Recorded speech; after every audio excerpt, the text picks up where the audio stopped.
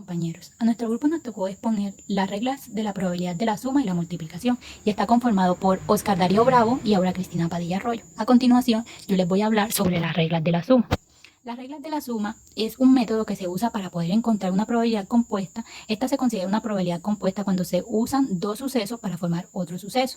Conociendo esto, sabemos entonces que las reglas de la suma nos ayudan a calcular la probabilidad de que ocurra alguno de los dos sucesos o ambos. Para poder pasar a resolver ejercicios de las reglas de la suma, primero hay que aprender la notación con la que vienen estos sucesos. Conceptos para resolver ejemplos de las reglas de la suma. Las probabilidades siempre se escriben de la siguiente manera. Probabilidad A, donde P es la probabilidad y A es el suceso que puede suceder.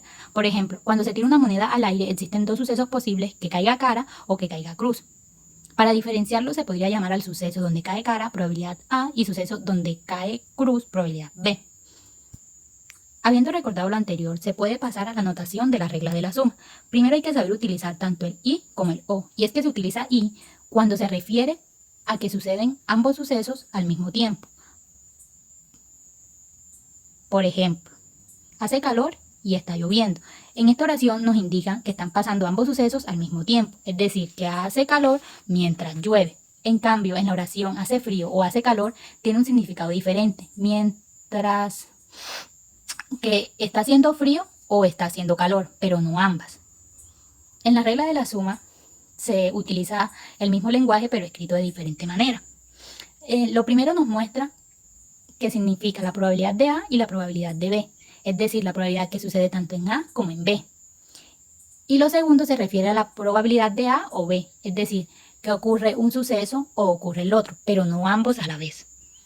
La fórmula nos regalan dos. La primera nos indica ambos sucesos al mismo tiempo. Y la segunda nos indica que no se permiten ambos sucesos al mismo tiempo.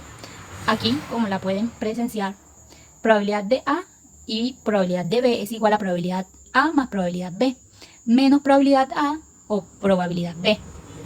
Y en la segunda, probabilidad A y probabilidad B es igual a probabilidad A más probabilidad B. Para ser un poco más claros, a continuación les voy a presentar un ejemplo. En el siguiente ejercicio nos dice que en una sala hay 20 personas, donde se sabe la mitad de las personas son mayores de 30 años. Si se sabe que hay 7 mexicanos, de los cuales 5 son mayores de 30 años, ¿cuál es la probabilidad de que al seleccionar una persona salga al azar alguien que sea mayor de 30 o que sea mexicano? Aquí nos muestra la fórmula que anteriormente estudiamos. Lo que vamos a hacer es simplemente reemplazar la información que nos da el ejercicio. Aquí tenemos que la probabilidad de M va a ser igual a mexicanos. La probabilidad de MA va a ser mayores de 30 años. Y la probabilidad de M o MA va a ser igual a mexicanos y mayores de 30 años. Para calcular lo vamos a hacer por separado primero. La probabilidad de M, que son mexicanos, va a ser igual a 7, que son los mexicanos que se encuentran entre las 20 personas que hay en la sala. Eso nos va a dar un porcentaje de 0,35.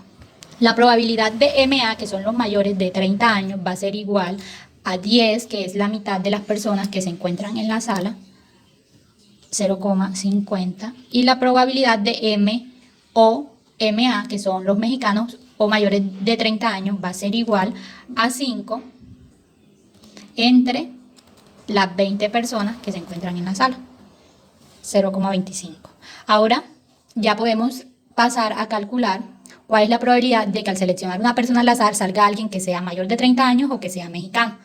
La probabilidad de que sean mexicanos o sean mayor de 30 años va a ser igual a 0,35 más 0,50 menos 0,25.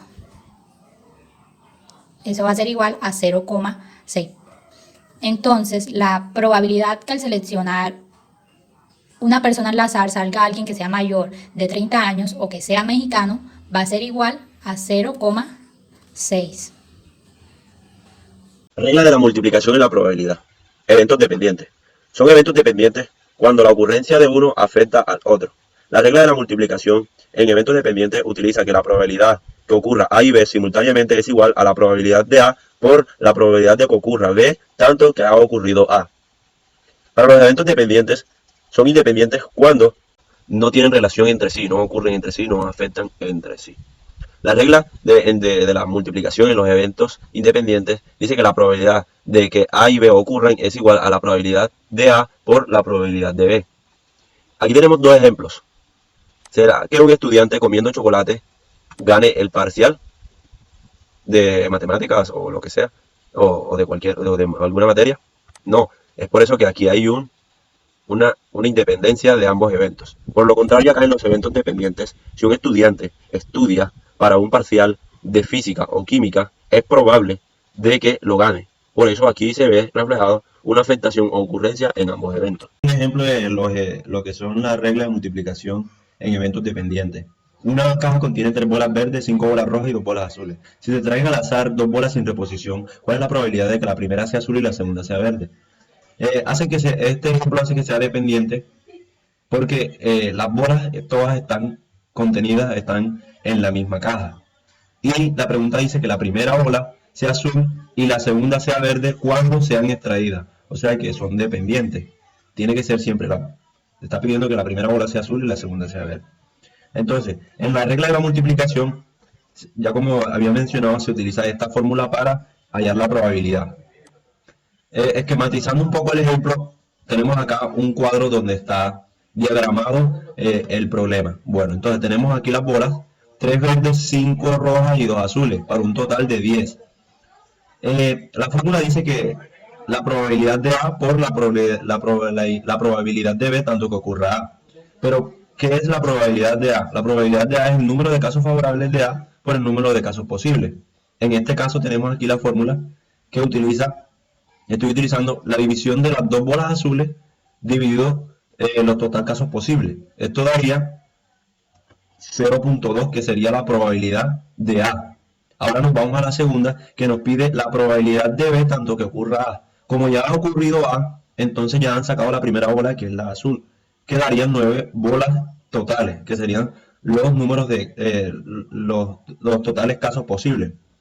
Entonces, aquí aplicaremos lo que es, nos están pidiendo la probabilidad de B, que son los números de casos favorables de B y los números totales de casos posibles. En este caso tenemos 9 y tenemos 3 bolas verdes.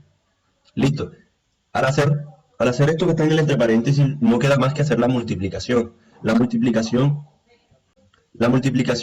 de las dos probabilidades. Esto da 0.066, esto da 0,666667. Poniéndolo a porcentaje, da 6.6, poniéndolo en porcentaje da 6,666667%. 6.6%.